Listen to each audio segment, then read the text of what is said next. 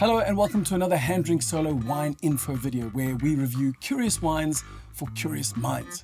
And often what sparks interest in a wine or makes it curious isn't purely about what's in the glass, but also about the minds behind the wine, the thinking that went into it, the strategy, the decision to make that cultivar from that region in that particular way. But that's not to say that I'm ignoring the wine itself. Nay, verily, this is easily one of the nicest Cinsauts that I've had this year. And that's before we even begin to explore the beautiful ethos and philosophy that we see hinted at by the label.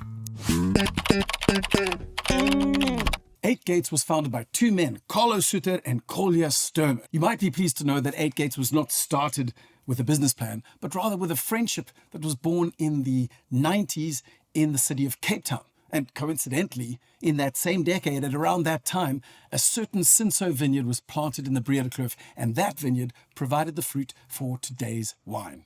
Now, like most long friendships that survive, they take a few detours along the way, and Kolja took a path that went into finance and entrepreneurship, while Carlo lent far more into crafts like carpentry and winemaking. Basically figuring out the attention to detail and kind of small techniques and movements that are required to make something beautiful, whether using wood or grapes as your raw material. So these two men developed very different skills using very different hemispheres of their brains. But what they did share was a common curiosity for life and a respect for craft. And so when they eventually came back after decades apart, they realized that their differences didn't weaken the friendship, but rather made it stronger and more beautiful. And that there was a synergy between the ability to take your hands and produce something beautiful from raw materials, and also then having the skills in your team to make that beautiful creation viable in the larger capitalist setting. I guess the important thing here is that 8 Gates is not the result of someone waking up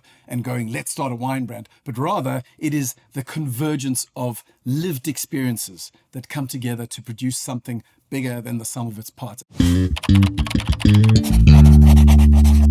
And at this point you might say, that's all good and well, Han, but what on earth does that have to do with Gates? Well, the name 8 Gates is a reference to a book by Angeles Arian called The Second Half of Life, Opening the 8 Gates of Wisdom. And the book is really about the idea that life is not a straight line, but rather it's a series of thresholds or gates that you have to open and take yourself through if you want to have life and depth and meaning.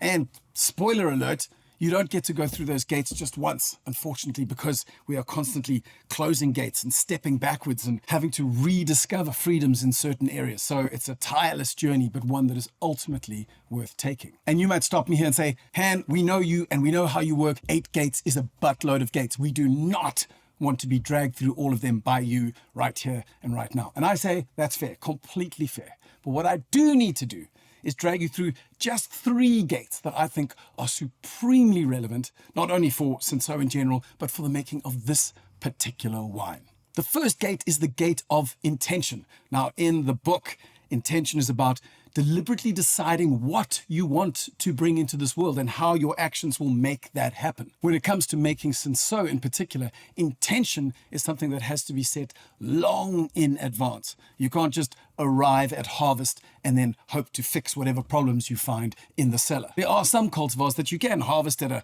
kind of generic ripeness level, and then when you are in the cellar you can dolly it up with things like fancy yeasts or new oak barrels. But Cinsault is so honest, so transparent that whatever decisions you do or don't make early on will be shown in that final wine. So historically, Cinsault's had a reputation for delivering very high yields, usually of kind of characterless alcoholic fruit juice, high on volumes, low on intrigue. So if you want to make a Cinsault that you're actually proud of, deliberate forethought is not optional, it is absolutely foundational. You have to decide what kind of Cinsault do you want to make, and only once you've decided that can you then begin to choose your region or the age of your vines or the altitude of the vineyard or the picking windows or pruning strategies. All of these will either scupper you or set you on your path to success. Gate 2 is the gate of integrity. Now in the book, this is about making sure that your actions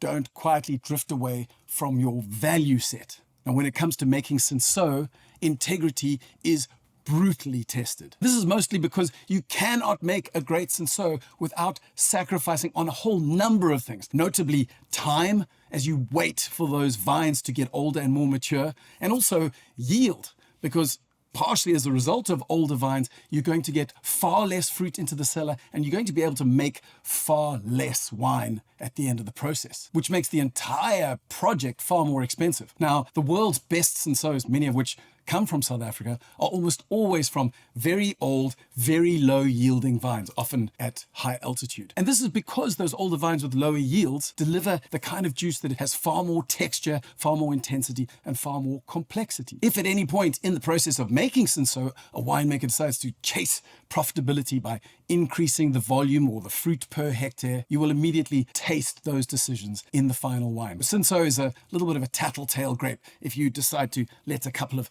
dodgy bunches or damaged fruit make it into the fermentation tank, not only will that wreak havoc with the chemical analysis in the cellar, but that Cinsault is going to tell your customers what you thought you'd done in secret. The third and final gate for today is the gate of maturity. And Arian describes going through the gate of maturity as discovering the second half of life thinking.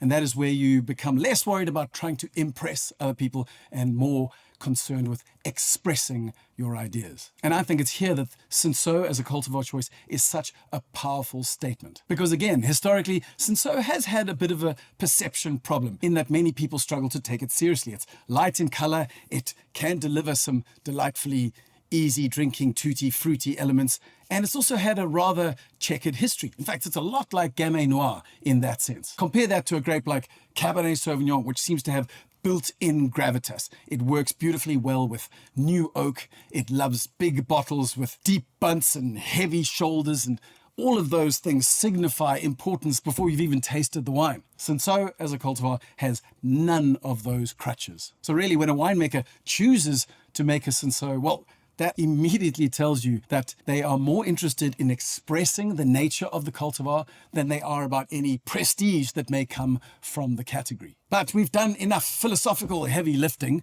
for today, so let's get back into the glass and see what winemaker Carlos Suter has prepared for us.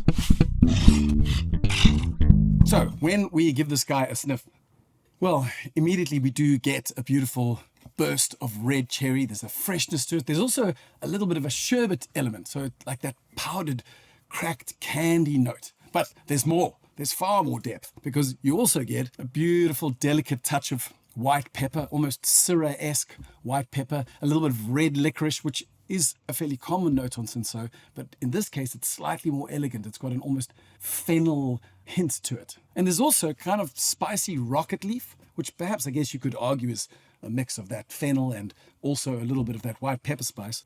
And that makes total sense because this wine is 50% whole bunch fermented with native yeasts only. So those stems will bring spice and a herbal green tinge to it. So despite the fact that this is a bush vine from the fairly warm Piekenierskloof region, the nose is still really precise and lifted. There's even a little bit of kind of orange zest in there, which is absolutely beautiful. This is probably partially because the vineyard does sit at 300 meters above sea level. Now, this is not quite the 700 meters above sea level kind of old vines from Piekenierskloof, some of South Africa's most famous Cinsault vines. But 300 meters above sea level is enough to give you a little bit of a cooling effect and also to give the wine just that little edge that lifts it above the rest. Now, let's give it a sip and see what it's like on the palate.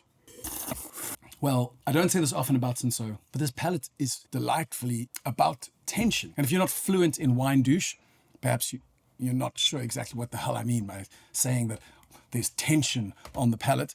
So usually what I'm talking about is that kind of tussle in your mouth, perhaps between acidity and sweetness. Or if it was a heavier wine, it might be between fruit and the drying tannins. Or if you're drinking an Islay whiskey, it might be between the surly phenolic smoke, peaty elements and sweetness of the oak barrel, or perhaps saltiness from coastal influences and the sweetness from an oak barrel. I think that this Cinsault has that saltiness and fruit sweetness tension. They're battling it out together and it's beautiful. And perhaps if you're not quite sure again what I'm talking about, take another sip and note that in around that red cherry there is a slightly more savory umami element, which I think is akin to a ripe cherry tomato. So you've got the flesh and the skin, which have a little bit of tartness, a little bit of savoriness, and a little bit of sweetness all working together. Now, when we move on to talking about the tannins, unsurprisingly, it's really rather light, but it's not overly friendly, and that's very important for a Cinsault.